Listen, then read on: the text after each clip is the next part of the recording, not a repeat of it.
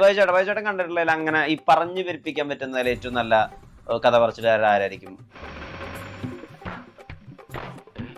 ഇപ്പൊ മനോജ് കെ ജയൻ, ജയറാം, മുകേഷ്, ജഗദീഷ്, ഇതിലാരായിരിക്കും? ജയറാം മിടുക്കനാണ്. ശരിയാണോ തെറ്റാണോ? സത്യം ശരിയാണ്, ശരിയാണ്. മുകേഷ് മിടുക്കനാണ്, ജഗദീഷ് മിടുക്കനാണ്, കുഴപ്പമായി തോന്നുന്നത്.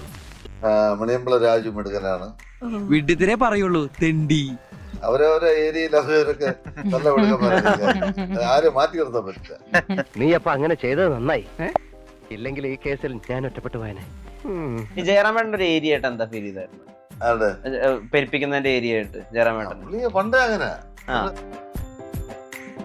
അങ്ങനെ നേച്ചർ അങ്ങനെയാണ്. പണ്ട് ഇപ്പം നമ്മളിപ്പോ ഒരു സ്ഥലത്ത് ചെന്നപ്പോ ഒരു 1000 പേരുണ്ടെങ്കിൽ പുള്ളി പറയും 10,000 പേരുണ്ടായിരുന്നു.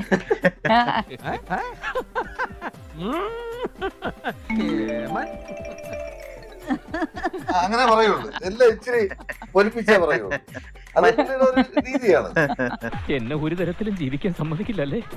അത് ഞാൻ എന്ത് പറയുന്നത്? ഇതിൽ കൂടുതൽ എന്തോന്ന് ചെയ്യാൻ? പിന്നെ ഈയിടെയായിട്ട് പുള്ളി ഇച്ചിരി കളിയാക്കുന്നുണ്ടോ ആൾക്കാർ? അത് കാണുമ്പോൾ ഒരു വിഷമം എളിമ ഓടിപ്പോയത്. എന്റെ ഡാഡി എളിമ കാണിച്ചാലും കുഴപ്പമാണ്. ഇപ്പൊ മറ്റേത് പറയും ഇവന് എളിമ എന്റെ ആകാരിയാണ്. ഇത് ഇച്ചിരി എളിമ കൂടിയപ്പോഴത്തേക്ക് അതിനെ ഇപ്പോൾ വിവരമില്ലാത്തവനാണെങ്കിലും സത്യം പറയൂ. പക്ഷെ ശകലം കുറച്ചാ നല്ലതായിരിക്കും. ഞാൻ പറയാതിരിക്കുക പുള്ളി ഇങ്ങനൊന്നും അനാവശ്യമായിട്ടുള്ള റെസ്പെക്ട് കൊടുക്കേണ്ട ഒരു കാര്യമില്ല. മലയാളിക്ക് ഇത്രയും വേണ്ട, മലയാളിക്ക് ഇത്രയും എളിമ കൊടുക്കരുത്.